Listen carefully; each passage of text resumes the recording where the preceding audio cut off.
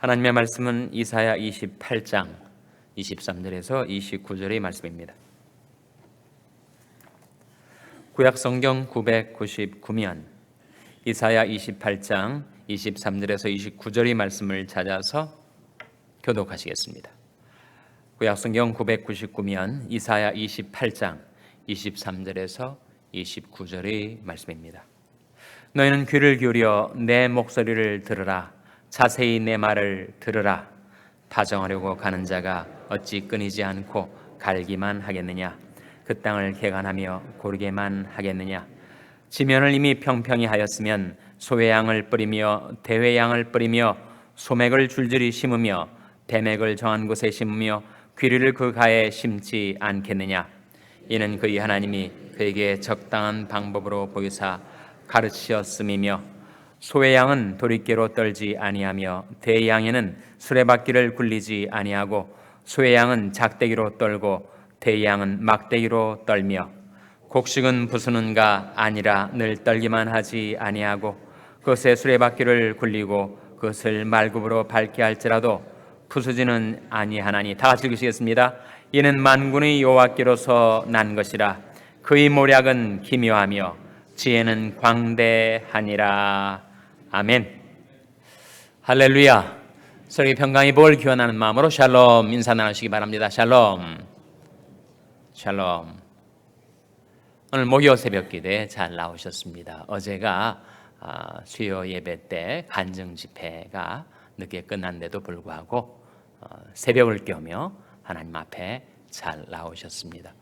오늘은 목요일 저녁 7시 반에 구역장 모임이 있습니다. 12월 구역공과를 준비하는 구역장 모임에 구역장님들은 다 참석해 주시기를 바랍니다. 7시 반에 성가대실에서 있겠습니다. 오늘 본 말씀, 그 말씀의 의미가 무엇인가 언뜻 이해가 되질 않아요. 무슨 농사에 관계된 여러 가지 자세한 내용이 나오는데 무엇 하려고 말씀하시는 것인가 내용이 쉽게 파악이 되지 않습니다. 하나님께서 그 모략이 기묘하시고 지혜가 광대하십니다. 모략이 기묘하시고 지혜가 광대하시다. 몇 절에 나오는 말씀이죠? 제가 어떤 말씀을 인용하고 있는데 몇 절에 그 말씀이 나옵니까? 29절 발견하셨습니까? 자, 29절 말씀 같이 읽겠습니다. 시작. 이도 만군의 여호와께로서 난 것이라. 그의 모략은 기묘하며 지혜는 광대하니라. 하나님의 모략은 기묘합니다. 원더풀하다는 거죠. 그리고 하나님의 지혜는 광대합니다. 이 모략이란 말은 경륜, 카운슬을 의미해요. 그러니까 하나님의 모략과 경륜은 참 기묘하고 하나님의 지혜와 지식은 광대하다. 그런 말씀이죠. 그래서 하나님께서 그 기묘하신 모략과 광대하신 지혜가 이 세상 속에 나타날 때 그때 한 예로 농사에 그것을 비유해서 말씀해 주시고 있는 것입니다. 농사에도 기법이 있는 거고 상업에도 또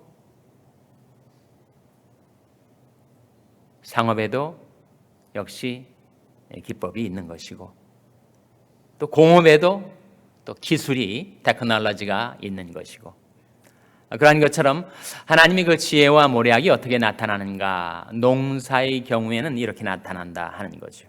오늘 본 말씀에 보시면 24절에 파종하려고 가는 자가 어찌 끊이지 않고 갈기만 하겠느냐? 그 땅을 개간하며 고르게만 하겠느냐? 무슨 말씀이에요? 파종을 하는 자, 씨를 뿌리는 자가 끊이지 않고 갈기만 하지 않죠. 갈았으면 거기에다 뭘 합니까? 씨를 뿌리는 거죠. 그리고 땅을 개간해서 고르게만 하질 않고 지면이 평평하게 되었으면 거기에다가 소외양, 대양, 소맥, 대맥, 귀리 이런 것들을 심지 않겠는가? 그래서 천하에 범사가 기한이 있고 모든 목적이 이룰 때가 있다는 거예요. 하나님은 하나님이 때에 따라서 하나님이 일을 행하십니다. 그리고 하나님이 그 일을 행하시는 방법이 또한 있다는 거예요. 그래서 in his time, in his way, 하나님의 때에 하나님의 방법으로 하나님은 일하신다. 그것이 바로 하나님의 지혜라는 거죠. 그래서 땅을 개간할 때가 있고 개간된 땅에 씨를 뿌릴 때가 있고 또 뿌린 씨가 곡식으로 연글게 되면 그것을 거둘 때 수확할 때가 있는 것처럼 모든 일에 농사든 상업이든 공업이든 우리 인생에도 천하의 범사가 기한이 있고 모든 목적이 이룰 때가 있는데 그 하나님의 때를 분별할 수 있는 지혜를 얻으라 그런 말씀이죠. 때뿐만 아니라 방법도 그렇다는 거예요. 농사의 비유에서 말씀해 주시기를 27절에 보시면 소의 양은 도리깨로 떨지 아니하며 떤다는 말이죠. 소의 양은 도리깨로 떨고 대의 양은 수레바퀴를 굴리고 소의 양은 작대기로 떨고 대의 양은 막대기로 떤다는 겁니다. 곡식은 부수는가 늘 떨기만 하지 않고 수레바퀴를 굴리고 말굽으로 밟게 할지라도 계속 수레바퀴를 굴리고 말굽으로 밟게만 하면 곡식이 다 으깨져서 전혀 양식으로 곡식으로 쓸 수 없게 되지 않겠는가. 그러니까 모든 일에 때와 방법이 있어서 하나님께서는 항상 적당한 방법으로 적당한 정도로 적당한 강도로 일을 하신다. 적당한 방법이란 말이 오늘 본문 말씀에 나오지 않습니까? 26절 한번 같이 읽겠습니다. 26절 말씀 시작. 이는 그의 하나님이 그에게 적당한 방법으로 보이사 가르치셨음이며. 적당한 때가 있고 적당한 방법이 있는데 그것을 아는 것이 지혜와 모략이다 라고 하는 사실이죠. 그래서 하나님께서 인류를 구원하시는 경영을 하고 계신데 하나님이 하시는 그 일을 위해서도 하나님은 골 세팅, 목표를 설정하시고 그리고 그 목표에 도달할 수 있는 방략, 액티비티를 준비하시고 그 각 하나님의 활동에 그것을 이루실 타임테이블, 시간표를 정하시고 그리고 한 기한이 마무리되고 새로운 기한이 열리면 하나님께서 행하신 일에 대해서 평가를 하신다. 그것을 우리 삶 속에서도 여러분이 많이 사업을 하신다면 사업 경영에서도 적용을 하셔야 될 거고 농업을 하시는 분들은 안 계실 테니까 텃밭은 가꾸시겠지만 공업이든 상업이든 여러분이 어떤 산업에 종사하시든지 간에 하나님이 일하시는 방법을 우리가 배울 수 있다면 그것이 정말 지혜로운 삶이 아니겠는가. 네 가지, 방금 말씀드린 네 가지 잊어버리기가 쉬우니까 그 약자를 따서 OATE를 기억하시라 하는 거예요. 오트, 오트밀 좋아하십니까? 오트, 귀리. OAT, O는 objective, 목표. A는 activity, 활동. T는 timetable, 시간표. E는 evaluation, 평가입니다. 그래서 무슨 일을 하시는지 내가 이 일을 왜 하려는가? 골 세팅이, objective가 분명한 목표가 먼저 설정돼야 되고 그 목표에 도달하기 위해서 내가 어떠한 활동을 해야 하는가, 활동 방향을 정하셔야 되고 정하시기만 하고 시간표를 짜지 않으면, 계획하지 않으면 그걸 다 놓치기가 쉬우니까 내가 이 일은 언제 하고 저 일은 또 언제 하고 타임테이블을 정하시고 그 다음에 일단 한 프로젝트가 끝나면 거기에 대한 평가가 이밸류에이션이 이루어져서 그 다음 일을 할 때 그것을 활용하는 하는 것이 지혜가 아닌가. 하나님께서 그 기묘하신 모략과 광대하신 지혜로 인류 구원의 역사를 이루어 나가실 때도 분명한 목적이 있으시고 활동 방향이 있으시고 그리고 하나님이 때 하나님이 시간표가 있으시고 그리고 그 기한과 다음 기한 사이에 하나님께서 행하신 일들에 대한 평가가 있어서 그 다음 단계를 계획하시는데 참조를 하시듯이 우리 삶 속에서도 그 하나님이 무략과 지혜를 배우려면 어떻게 하면 하나님의 때, 하나님의 방법, 적당한 때와 적당한 방법을 알 수 있겠는가? 그것을 아는 것이 곧 지혜라는 것입니다. 그래서 우리에게 지혜가 있으면 우리는 인생에서 성공할 수가 있습니다. 지혜는 그 지혜를 사랑하는 자에게 주어진다라고 성경은 말씀합니다. 나를 사랑하는 자들이 나의 사랑을 입으며 나를 간절히 찾는 자가 나를 만날 것이니라. 부귀가 내게 있고 장관 재물과 의도 그러하니라. 하나님께서 축복으로 우리에게 장관 재물과 의를 주실 때 누구에게 그것을 주시는가? 나를 사랑하는 자들이 나의 사랑을 입으며 나를 간절히 찾는 자가 나를 만날 것이니라. 어디에 나오는 말씀일 것 같아요? 지혜에 관한 말씀이니까 어디에 나오겠습니까? 잠언에 나오죠. 잠언 8장 17절 18절 한번 찾아보시기 바랍니다. 잠언 8장 17절 18절. 구약성경 919면입니다. 구약성경 919면 잠언 8장 17절 18절 말씀.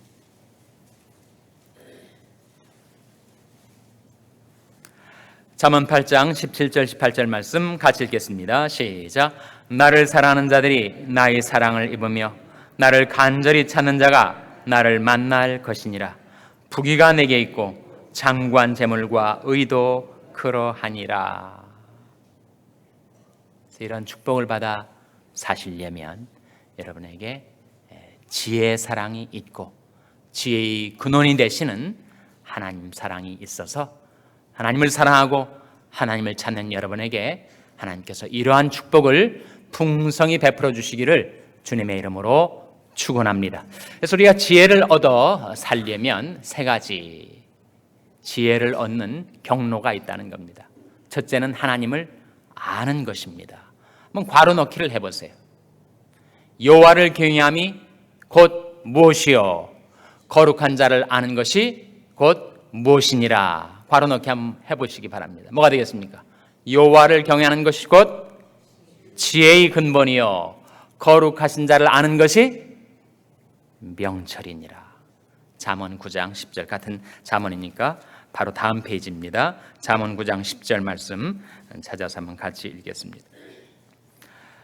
구약성경 919면 잠언 9장 10절 말씀 같이 읽겠습니다. 시작. 여호와를 경외하는 것이 지혜의 근본이요 거룩하신 자를 아는 것이 명철이니라. 하나님을 경외하고 하나님을 알 때 우리는 지혜와 명철을 얻습니다. 인간이 가질 수 있는 가장 귀중한 지혜와 명철이 있다면 뭘까요? 그것은 죄를 떠나 사는 것입니다. 우리가 죄에 사로잡히면 우리 인생이 망가지니까 죄에 짝하여 살면 우리는 망하니까. 근데 하나님을 경외하고 하나님을 아는 자는 악에서 떠나 살기 때문에 그 인생이 흥할 수밖에 없다는 거죠. 그래서 여호와를 경외함이 지혜의 근본이고 거룩하신 자를 아는 것이 명철이다.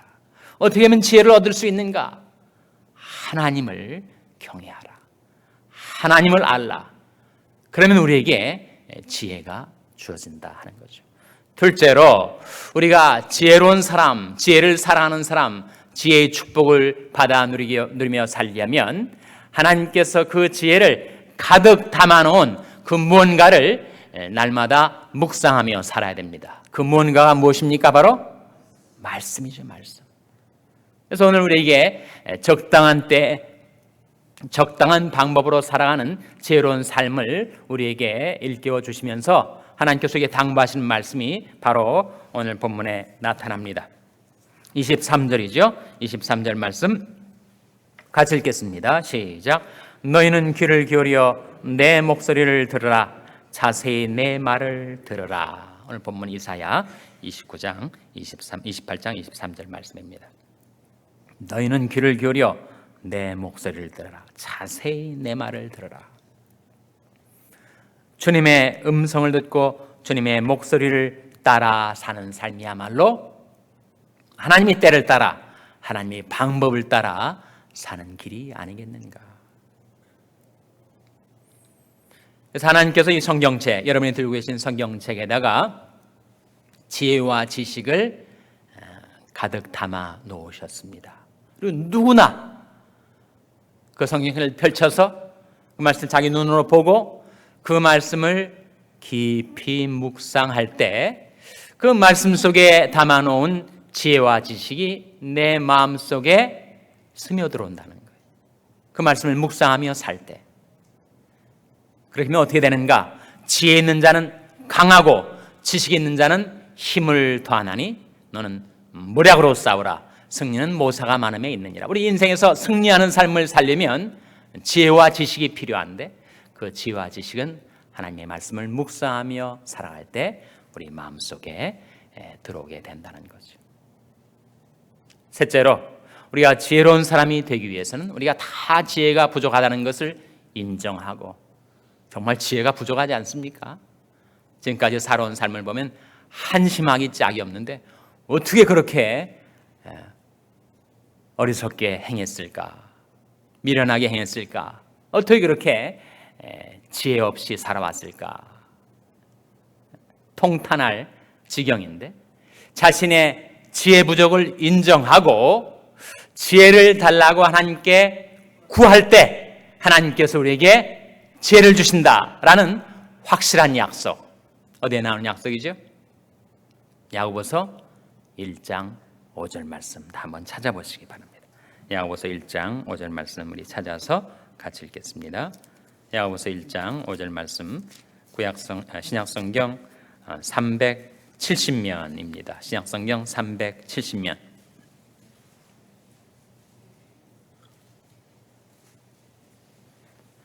신약성경 370면 야고보서 1장 5절. 야고보서 1장 5절 말씀 다 같이 읽으시겠습니다. 시작. 너희 중에 누구든지 지혜가 부족하거든 모든 사람에게 후히 주시고 꾸짖지 아니하시는 하나님께 구하라. 그리하면 주시리라. 얼마나 확실한 약속입니까? 그래서 우리에게 정말 지혜가 필요한데 우리 하나님의 사랑을 입고 하나님의 축복을 받고 장구한 재물과 의가 우리에게 있어서 그것 가지고 봉사하고 나눠주고 구제하고 선을 행하고 그래서 하나님 은총과 축복이 우리와 우리 자손들이 장구히 누리며 살 수 있으려면 우리에게 지혜가 있어야 되는데 그 지혜를 어떻게 얻는가? 지혜를 얻는 세 가지 길. 첫째는 무엇이라고요? 여호와를 경외하고 하나님을 알 때 그것이 바로 지혜요 명철이라 했습니다.